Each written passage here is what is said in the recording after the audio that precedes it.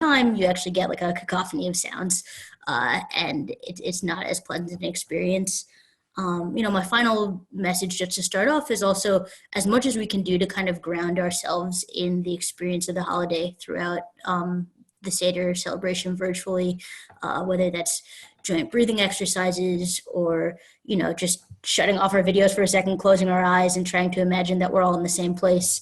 I think it goes a long way to reground ourselves in our bodies in a time where it's very easy to think of ourselves as floating heads. So I'll pass it off. Thank you so much, Rabbi Zama. Rabbi Alex, would you like to go next? Sure. So I want to, this will be a little more sermonic. I wanted to reflect on something I think it's always been true of Pesach, but has maybe not always been as clear or obvious as it is this year. I think often the way we celebrate Pesach is as a moment of full joy and security at an already accomplished redemption. God has saved us and things are well, and it's called the Leil Shimurim. It's the night of God's protection.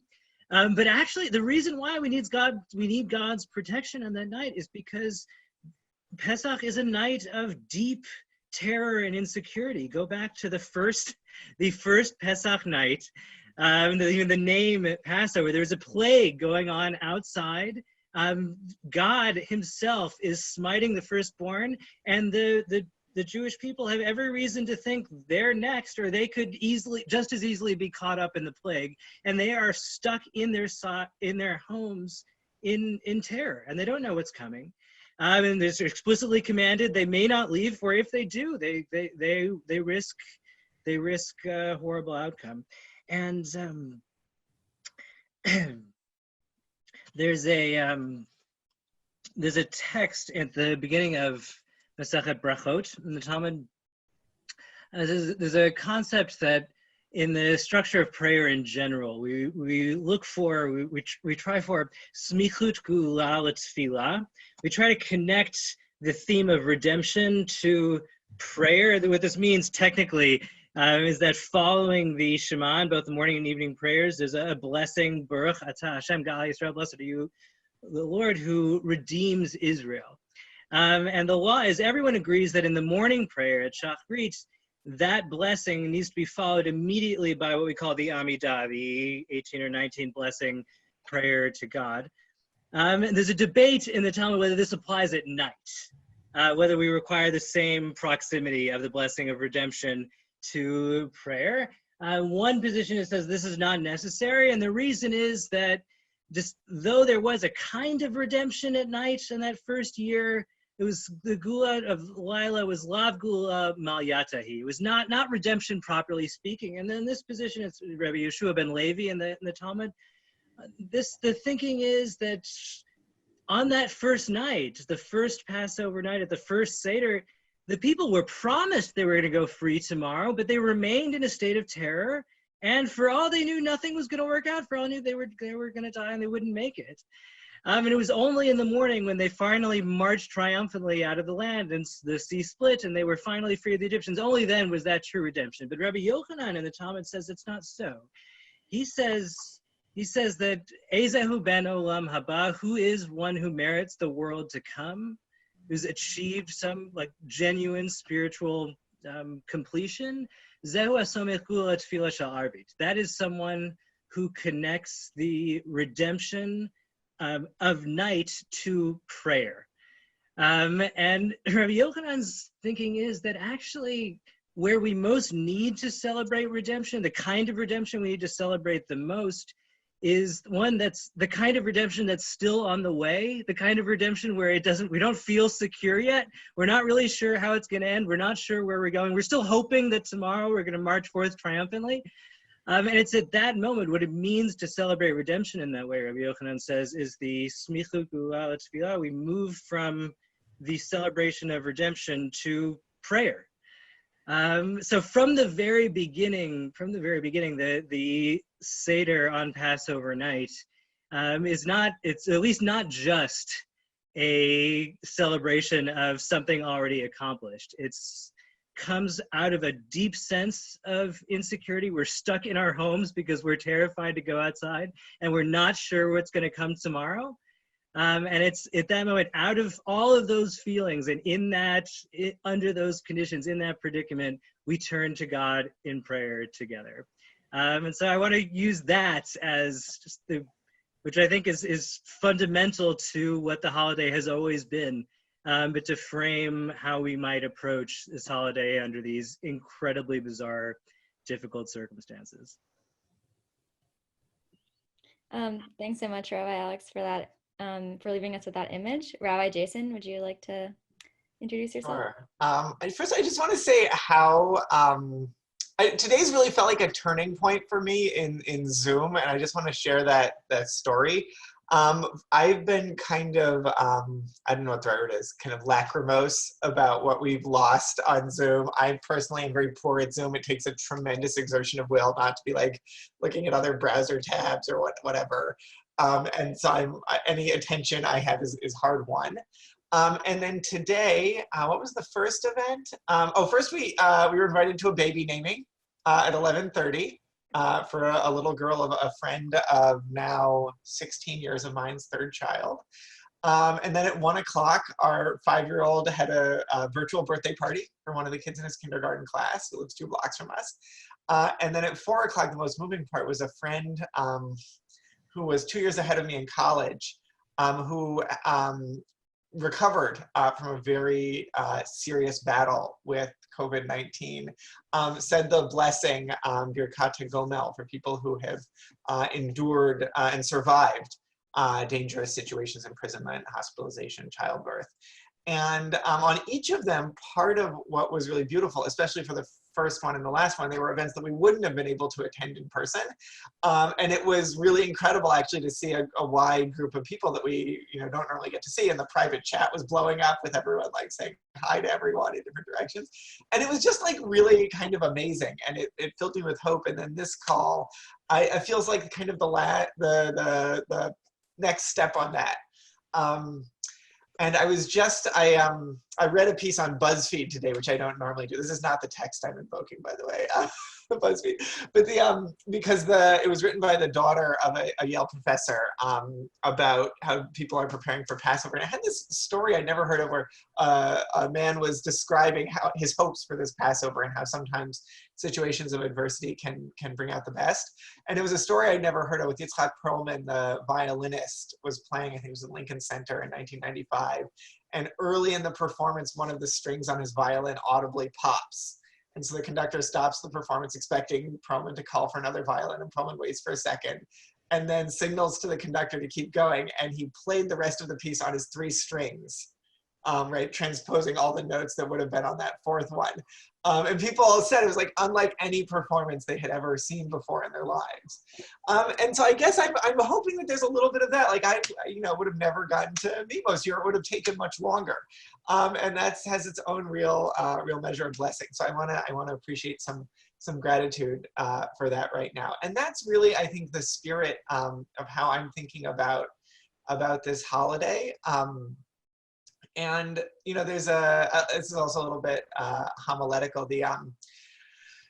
There's this idea, I think, which is really the fundamental idea of the Seder, which is that it's a story, and like all stories, we can interact with it in every different way. We can read it, and we can kind of watch it play by and for us, or we can think of it as at a distance from us, as a piece of the past or as a myth.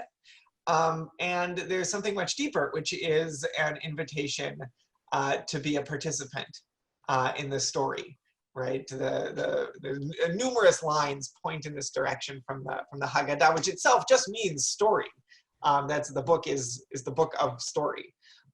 Right, it says the line, had our ancestors not been freed of Egypt, we and our children and our grandchildren would all be slaves. The sense, right, that this is the 4th wall between the audience and the participants is broken. The participants are, or the audience are participants. There is no us and them.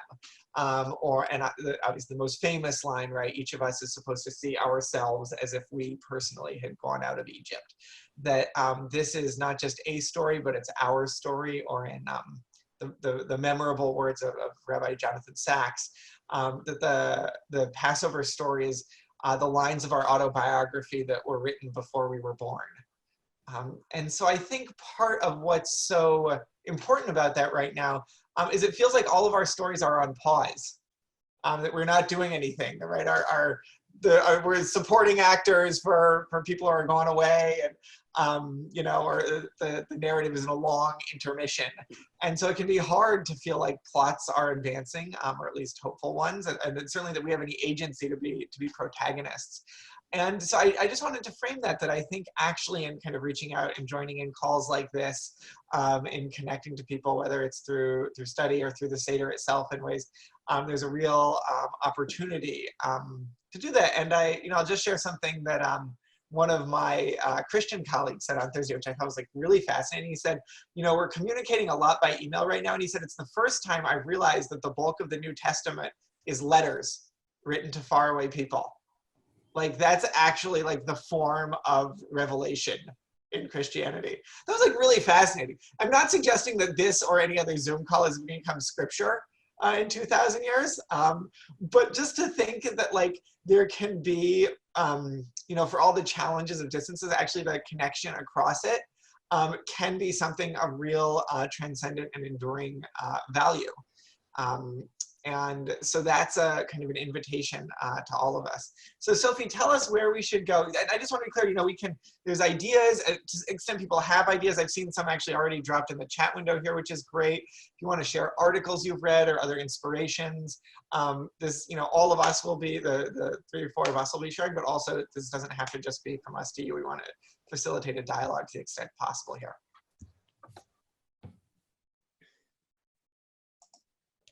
Yeah, so I think we can move on to a question and answer session, or it doesn't have to be a question if someone wants to share something. But I just put a note in the chat, which you guys should all see. And so you can feel free to ask any question you'd like there, or say that you have a question. And I can call on you and you can unmute yourself and just ask that question. And whoever, one of the rabbis can respond to it. We also have a few questions to get started if no one has anything right now, but I can give you guys a few seconds to type something if you do, or we can start with the first prepared question.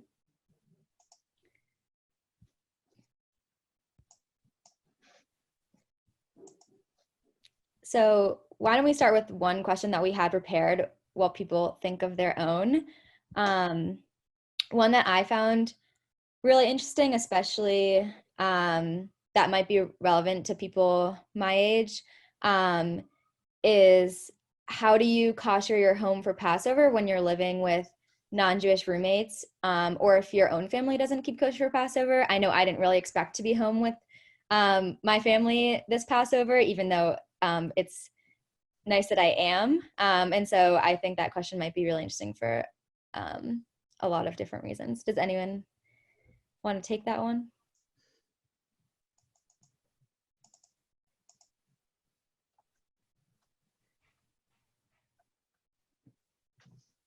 All eyes on you, Alex. Look, the short answer is you do your best. The long answer is if there are very specific questions, please you can reach out to me anytime. We can go through all the mechanics. I don't want to take an entire hour, but some things that are relatively easy to do.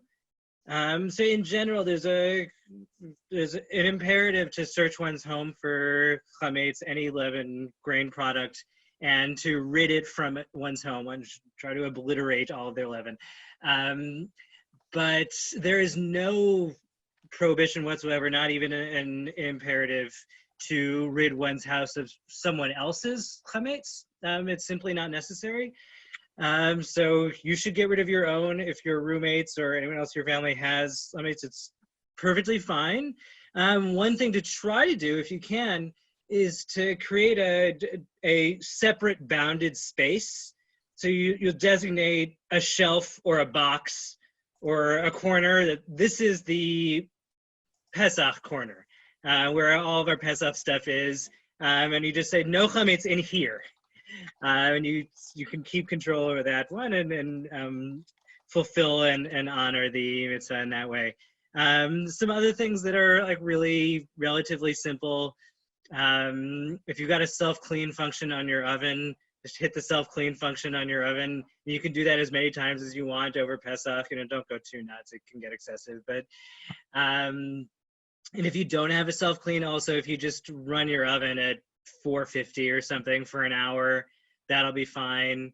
Any pots you have, there are a bunch of different ways you can do this. You can reach out to me if you want to kosher a pot. Also, you can stick that in your oven at 450 for an hour, or you can boil water in it and let stuff boil over. One of my favorite things to do, if you want to kosher some silverware, also you just need a good sized pot, fill it to the top with water, and just drop them in one at a time into a pot of like vigorously boiling water. Microwaves are super easy. Also, just clean it out, stick a cup of water in, turn on the microwave for 5 or 10 minutes, let the steam get everywhere, and you're done. Pans are not too hard. Also throw those in the oven. And then just, in general, you try to keep everything clean and you do your best. Great, thanks so much.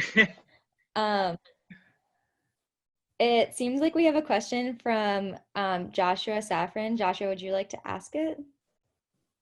If you want to unmute yourself, or I can read aloud. Hi. Yeah, it was just a question about recommended Haggadot that could be accessed online by people in different locations and maybe printed out. I think that's probably something that could be useful to a lot of us. I'm happy to jump on that one first. My number one recommendation is haggadot.com, and I can put a link even in the chat.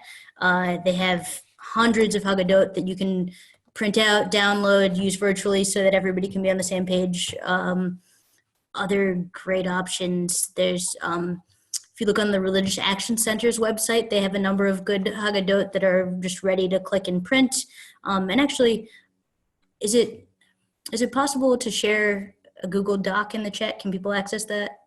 Yeah, great. Okay, so we have actually a whole doc full of Haggadot that we came up with as a list for the Reform Chavurah, and I'm happy to just share that with everyone. And those just have links to stuff you can click and print out. That sounds great. Thanks so much. Thanks, Rabbi Zama. Yeah, if people have other good recommendations, I would really appreciate them. So, I have a question. Yeah, Kathy. Since it obviously does make sense to shorten the Seder, my confusion is in what do we keep in and what do we leave out?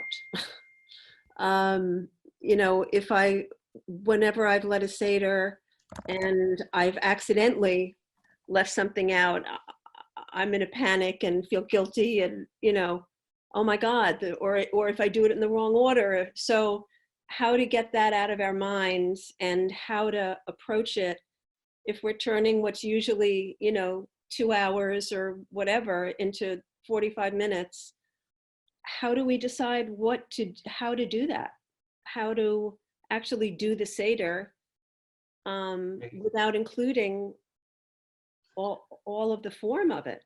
Great question. So there's a lot of ways here. One thing might be to think about not shortening your Seder, but only doing part of it over Zoom.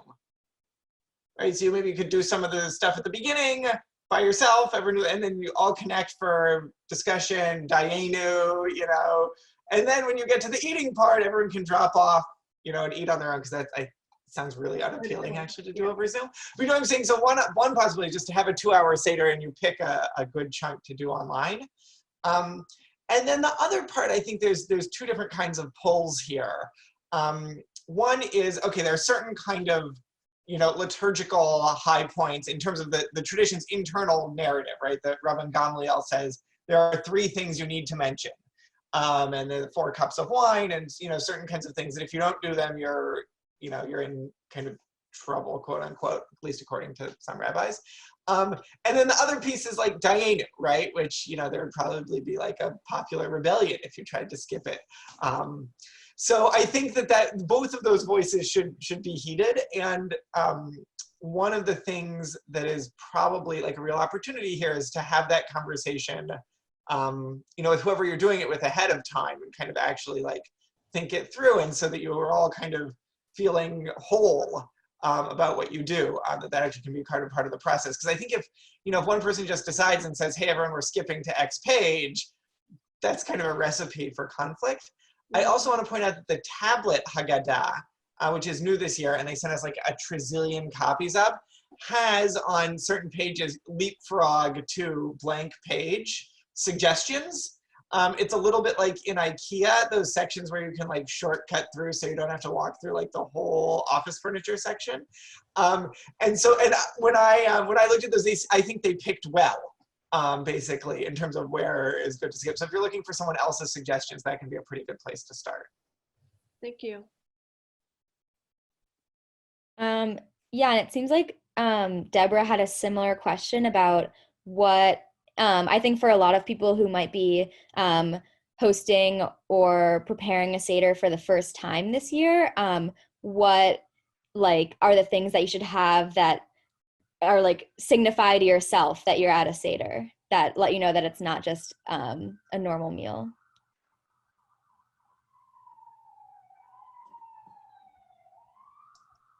The short version is what's essential. Okay. An orange.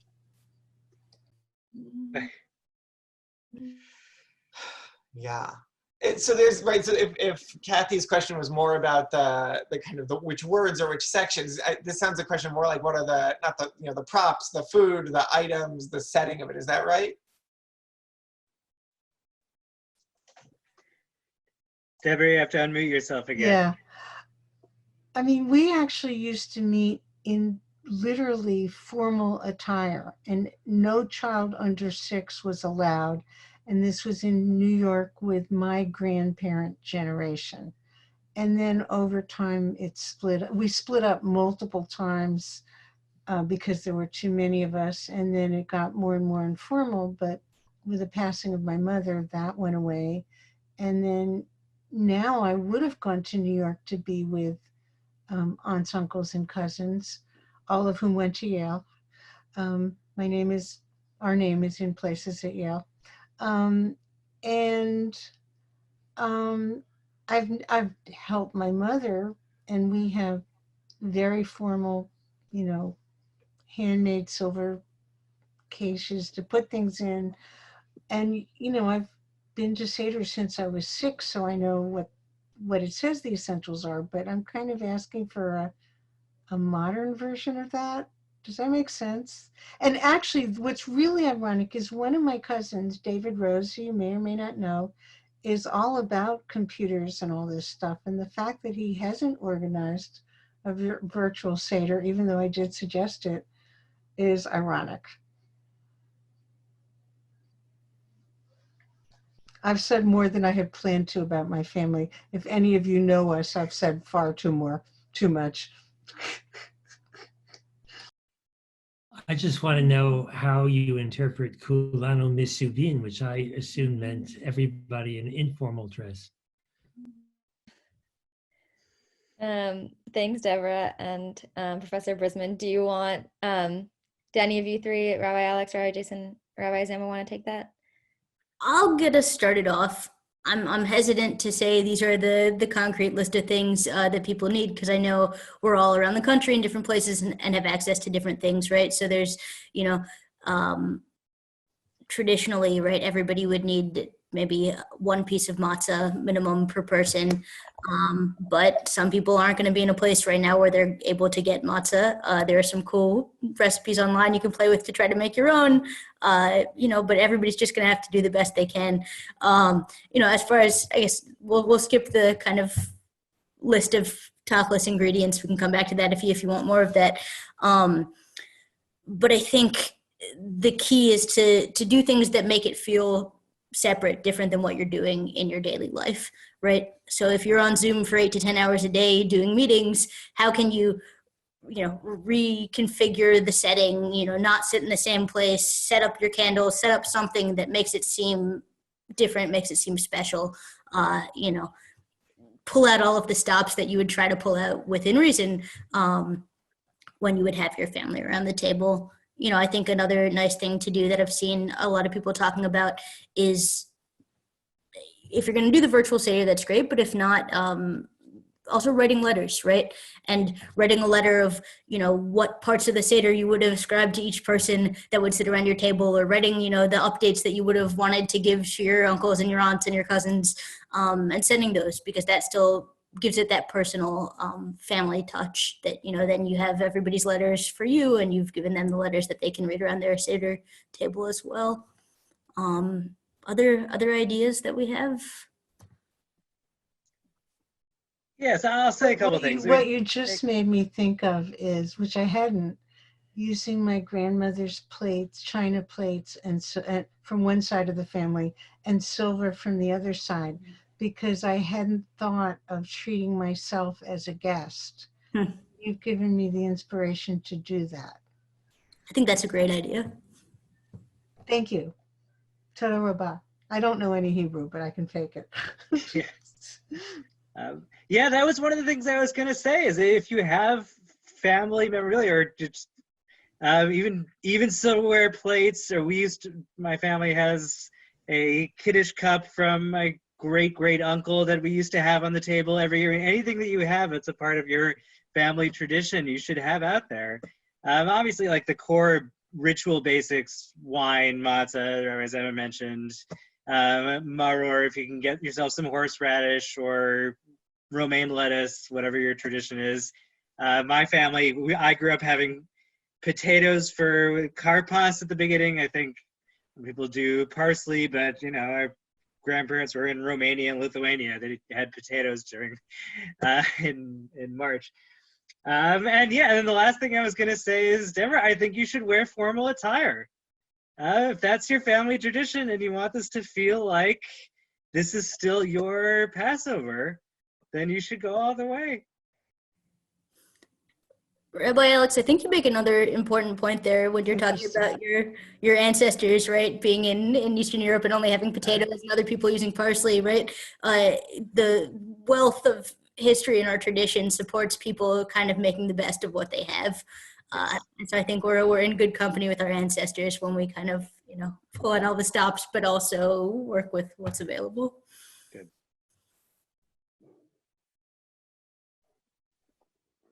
I want to add one more possibility. There's a, for the folks who are not doing Zoom Seders, it becomes nigh on impossible to invite all those who are hungry to come and eat, and all those who are in need to come and share Passover. I mean, the whole point is really not to share anything with anyone these days. This is my wife's first haircut. She's actually second. She cut our 5-year-old's hair a few minutes before she cut mine. But in terms of the, being totally isolated for everyone. But for those of us who are thinking about doing Zoom Seders, there's a really interesting opportunity to invite some people that you never would have shared a Seder with in a million years. And I think you can think of inviting some people that you would have always dreamed of having at your Seder, but it was never going to happen. And also some people who you're concerned about them being lonely, or you want to convey to them how much they matter to you in a way that you think maybe they don't understand how important they are to you. So I think of that as a really, could be, a Seder that's very, very memorable and treasured for you and for them.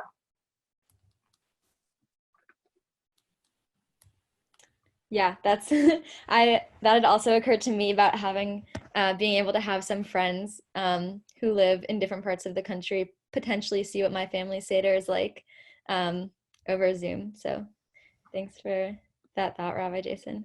Along those lines, I'll throw out just another resource in the chat. If people are looking for just a way to connect virtually with random Jews that you've never met before, there are a number of virtual Seders that are open to the public, or that people can apply for a spot in. So I'll put the link in there. They're organized through One Table. Yeah, thank you so much. Another question that I wanted to bring to the table is about how we might, our Seder might be different in the context. I mean, it's very obvious how it'll be different physically in the context of what's going on, but potentially making that difference help us to either understand the Passover story better, or using the Passover story to help us understand or think through our current situation. I know for me, when we tell the Passover story, the suffering always seems very, very far away and very ancient, and potentially that might feel different for me and others this year. And so how can we relate these times to what we're reading in the Haggadah? We're sending out a Haggadah supplement with students and rabbis, other people in the community having thoughts on just this. So I would say stay tuned. So first of all, I would say, I think more useful than any answer we could give to that is like using that as a question at your Seder. I think that's just, people are going to have interesting things to say. And I think, there's one of the more, it's a very interesting moment that happens in the 20th century when a kind of a whole cluster of like very, very traditional rabbis in Brooklyn, you'll see why that location is important, seize on this one homiletical interpretation of the name of the holiday in Hebrew, Pesach, which gets broken apart as names of holidays often do into two words, Pesach, the mouth that speaks.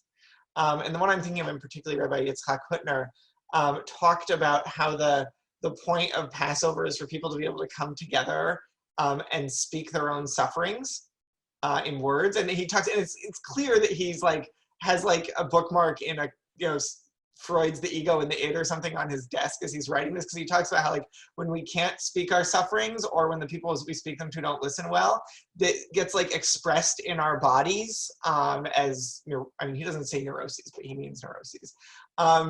And I've always found that to be extremely moving, the idea that it's not just some people in the Jewish community have their sufferings or travails, but we all do. And there's a time when we not only can share that, but that's our card that gets us entry into the story. And it's a commandment to speak them and hear them, and the more you fetch, the better. So I just say actually the process I think is so important. We're all it's we can all, I click refresh on the coronavirus statistics more times per day than I care to admit. And just the opportunity to be what is going, what images can I find for this, what we're dealing with right now is so powerful. So I would say first, just make that a discussion point. This has been the main thing I've been thinking about for the last couple weeks. I've sent a whole bunch of emails, they get longer every week because I'm deeper into it, but I'll send them out. I'll put them in the chat here, the links to them. But I think that the fundamental question that we're not I think Rabbi Alex is spot on, of being isolated in your home when there's a destructive force moving around outside, that could not be realer. And also what both my colleagues said about Jews have done this in hard times and hard conditions, and we're doing this together also is really important. And I think there's a really profound question of the amount of solidarity Americans feel with one another, whether we're willing to make the sacrifices of social distancing, whether it's how we react to people who aren't, whether it's distribution of PPE and other things is being politicized, all of those, are people getting fair protections from bailouts from the government? All of those questions I think are really profound, and I think raise interesting and troubling questions about the the celebration of the downfall of the Egyptians in the Haggadah. I think it kind of looks a little bit different, or maybe that seems eerily and troublingly familiar right now. I feel like there's a contemporary version of it. But I do think that that's one thing that's really brought up, is seeing, at least for many of us who are, don't have any immediately family members who are sick and are not ourselves sick, what it looks like to look out on the suffering of others. is a major thing we sadly share in common. And we may not love everything we find in the Haggadah about how our rabbis of blessed memory have done that. Thanks, Rabbi Jason. Do the two of you, either of you want to share anything else with about that, or we can move on to the next question?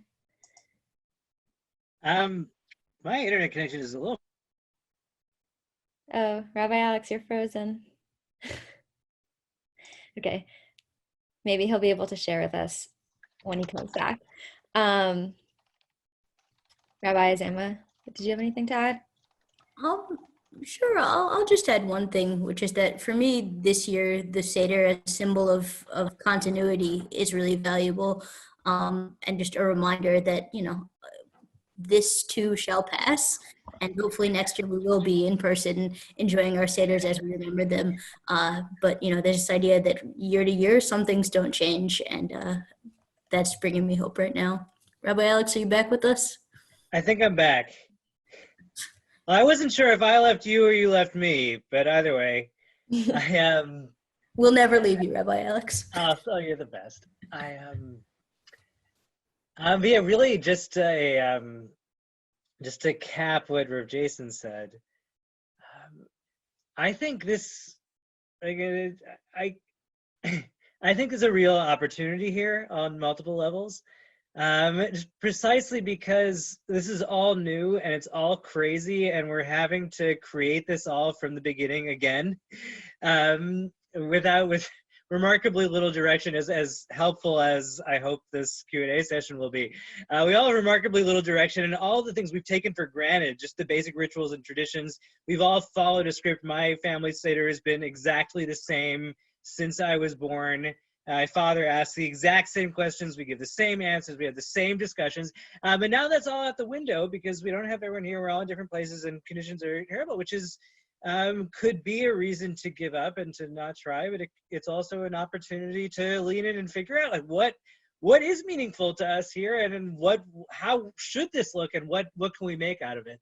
And specifically, again, following Jason's remarkably inspiring guidance here. I think that the most fundamental message of the Torah about the Exodus story, the reason why it matters, is as a call to our social responsibility. It's to care for the foreigner, the widow, and the orphan, the people who lack protection in society. And for better, for worse, we are faced with a sudden just tearing off the scab, or just our eyes are hopefully opened to the extraordinary vulnerabilities suffered by so many and such a broad range of people, again, from the immigrants and the poor to even just our neighbor here is a bus driver in New Haven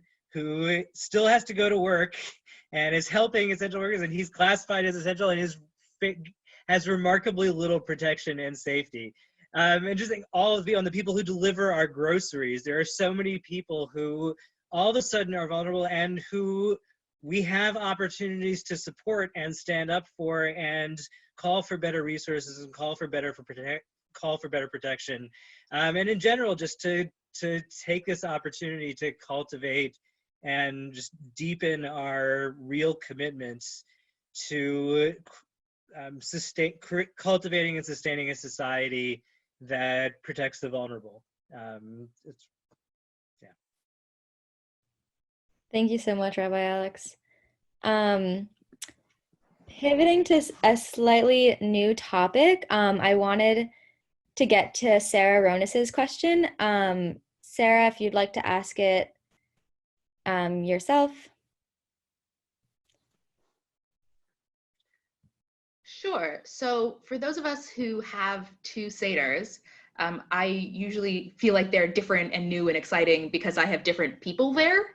So I was wondering if you had any tips for making a second Seder by yourself feel new and exciting and redemptive after you've already done the work of a first Seder.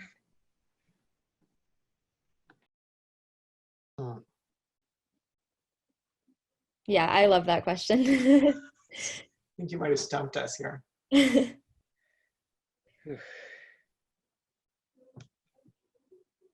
Anyone?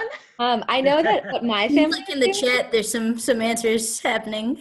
what my family's doing, I think, even though there's only 4 of us, there's a little bit of a split between people who like to read every single thing and make sure we check every single box for what a Seder is supposed to look like according to whatever Haggadah we're using. And then some people like to bring in questions that require slightly longer answers and slightly longer discussions. And I think usually the first night is the more by the book one, and the second night is the more free-flowing one.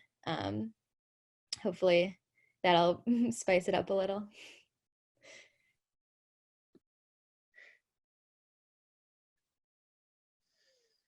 I wonder if there's something, I mean, the 2 main things it feels like you have a lot of control over, right, are, well, like food, like if there's something you're really excited to eat the second night, and then the other, I'm just trying to think about like when it's Shabbat and like I can't or don't like go to synagogue, the kinds of things that can make it really nice. And the other is if there's like some, I don't know, something you're really excited to read that you like save for that, like on past, you know, I'm saying like some essay or poem or something that actually you feel the anticipation, not just like you would of seeing someone, but you're like, I've been waiting to hear what like, you know, Rav Shagar says about the second night of Passover for so long, and now I'm gonna get to do it, hooray. Like, so whatever it is that'll like actually give you, I don't know, like your like fancy slivovitz you buy. I don't know, like, you know, no, I'm sorry. I do have a new bottle of arak, but you know. Okay.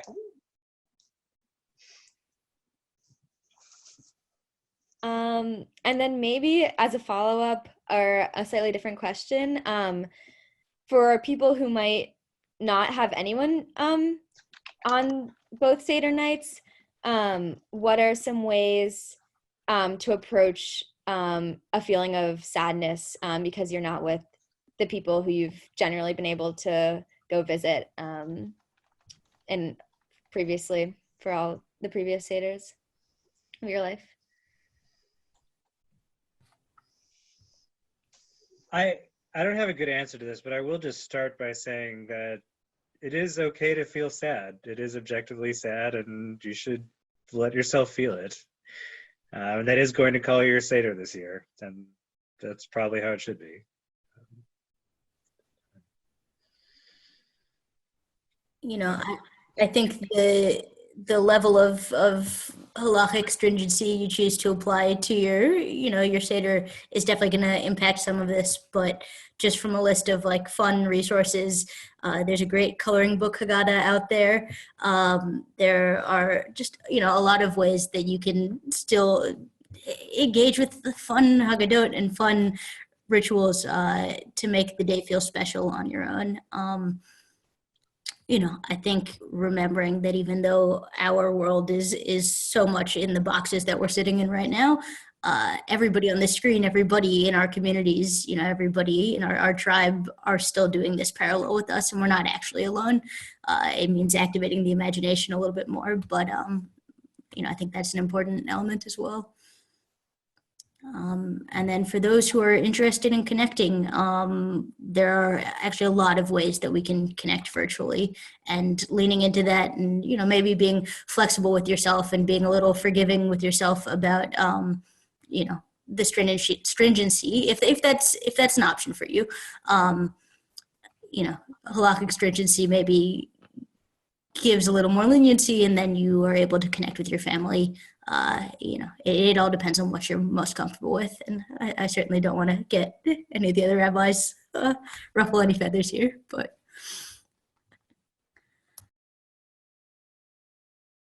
you're muted. Yeah, I do want to say that this, just taking that last piece as we move towards wrapping up, that part of our hope for this evening is that for those of you who are at Slifka day in and day out, I see, Margot and Sophie, and I've seen some other Rob and Eric on the college, and Gwendolyn, which is amazing. That this should actually, I hope it feels kind of familiar that like I'm hearing Jews discuss questions that like I never even like thought of, and certainly people in like my kind of self-defined community don't entertain that much. It's not even our way of talking about Judaism, but that's a feature and not a bug of this evening. And for those of you who never experienced Slifka Center, that you get a window into what it's like here, actually, that we try to really have a sense that even if that wasn't kind of your question, and it wasn't even, you know, anyone in your family or synagogue's question, it's is giving you like something to think about and a new way to approach the sense of what it means to be Jewish at this time and really build connections across differences that normally separate us. So I think I guess I do want to say two kinds of things here, which I guess work on a, you know, kind of like on a behavioral, I guess depending on the scale of sad, which is a word that can cover a lot of territory. The one is, you know, it's a funny thing, but it's a true thing that there's like a pretty like strong imperative from the rabbinic tradition to do what is in your power to make yourself happy on the holiday. Which now, and obviously, right, the most important things are not things we can purchase or within our power, right? Doing like, you know, the loving and care of others, and can't secure that on our own. But there are a lot of things we can do. So just thinking about first, like, okay, what are the concrete things? Like, I really like, you know, want to get a new pair of suspenders, which is actually true. It's a little complicated. I'm trying not to buy from Amazon right now, so I don't know if I can get those in the next 2 days. But like, I actually think, is it like going on walks in certain places? Is it, you know, whatever those things are, to like really do that, like print out something you really, really want to read, like, and just there's a little bit of self-knowledge, right? No one can tell you what that looks like. You have to kind of figure it out. But then once you've figured it out, you should know that it's not just like, oh, I'm doing this as like a weak concession to myself. You are like, you know, fulfilling other people's dreams for how I'll be spending this holiday. So that's kind of on a you know, more manageable level. I also want to say, like, to the extent that the sadness feels like the kind of thing that's like overwhelming or scary, or I don't know, like damaging, like you're concerned about your like long-term relationship to like Passover or something because of like some kind of like residual trauma. One of the most moving things that I read, and this is more about Alex's specialty, is some of the rulings that have been coming out of the kind of centrist Orthodox world, which have not taken the form, interestingly, that if you're feeling kind of desperately lonely on the holidays, you're permitted to like call someone on Zoom or call someone on the phone, but have taken what I think is the more interesting form, that if you know someone who might or likely would be feeling like kind of overwhelmingly lonely or sad, it's a mitzvah for you to pick up the phone and call them. Which I think that includes the first, right? Like it's the first one, but it's a stronger one actually. And I think it, and you can obviously be in both categories, right? You can both be kind of on the precipice of the amount of sadness you can hold, and also imagine that someone else, and know someone else who is as well. So I just wanted to kind of put that out there as an important kind of sense that there is, there's all the times that, you know, Jewish observances can make like difficult, impractical, or dangerous, and there's always a sensitivity to that should never really go too far. And here, I guess because things are a little bit are kind of psychological and not physical, that can be harder to tell.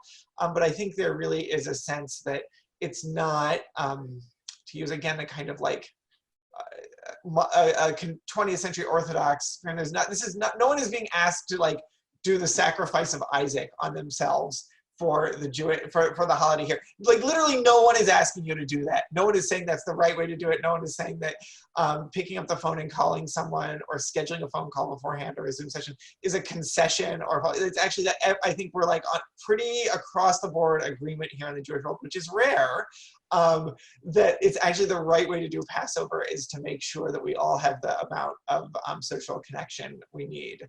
And that really is like an important part of preparing for the holiday, I would say, and caring for ourselves. You know, to add on to that, if you're not going to make a call during the Chag, there's still, you know, all of the prep time before. Hop on Zoom and cook your favorite recipes with family members, or, try to connect before, set a schedule and say, okay, we're all going to be alone in our apartments right now, but at exactly 7 p.m. or 9 p.m. or whatever, we're all going to be singing this exact same song. I think there's a lot of ways to, we saw, for those of you, a couple of you were on the Reform Chavurah services on Friday night, and one of the students in New York was showing us that at 7 p.m. his whole neighborhood stops and everybody opens their windows and cheers for all of the health workers. And I'm picturing an image of that, of, how can you get the Jews in your neighborhood to all open their windows and sing Dayenu at the same time, or something like that. Thank you for that beautiful suggestion, Rabbi Zama. If anyone gets their neighborhood to all sing Dayenu at the same time, please send Slifka Center a message on letting us know. My cousin actually told me how in her neighborhood this past Friday night, she heard people singing Kabbalat, the songs from Kabbalat Shabbat outside, and so her and her family went out onto their stoop and participated in that as well, which I thought was really amazing. And so I think that just about wraps up our session. I want to give a really big thank you to our rabbis at Slifka for keeping up with us during these times and making sure that your students and other members of the community are still thinking about and questioning our practices and how we can stay connected to each other. And it's been a really big help so far, and will continue to be so. So thank you very much. Thank you so much, Sophie. Thank you, Sophie. everyone. Thank you. And I just wanted to point out that a lot of people have put some really helpful links in the chat section, articles and links to Haggadot.